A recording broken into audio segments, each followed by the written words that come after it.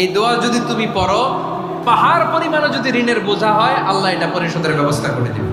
ঋণের বোঝায় যারা জর্জরিত, বিষ্ণু ইসলাম চমৎকার একটা দোয়া শিখিয়েছেন। আমাদের অনেকে ঋণের বোঝায় জর্জরিত, আছে না নাই? এদিকে কেউ আছেন? থাকলে হাত তোলার দরকার নেই, থাকলে এই দোয়াটা পড়বেন।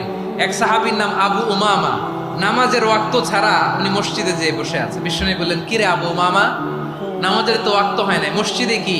সাহাবী বলে, হুমুমুন লাজিমাতনি ওয়া দুয়ুন।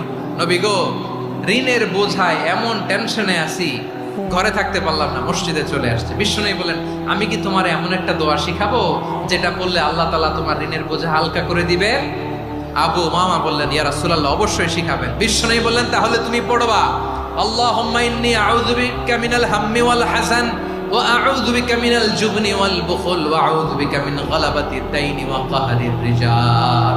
ও আল্লাহ, তোমার কাছ থেকে দুশ্চিন্তা থেকে পানাহ চাই, কৃপণতা, ভীরুতা, অলসতা, কার্পণ্যতা, এই সব কিছু থেকে, মানুষের কঠোরতা, আমার উপর মানুষের আধিপত্য এবং ঋণের বোঝা থেকে পানাহ চাই।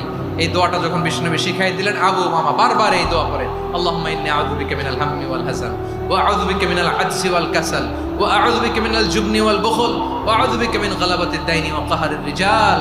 আবু মামা বলে, এই দোয়া আমি পড়তে লাগলাম। কিছুদিন পরে দেখা গেল বিষ্ণুনবীর শেখানো এই দোয়ার বদৌলতে আল্লাহ তাআলা আমার সব ঋণ পরিশোধের ব্যবস্থা করে দিয়েছেন।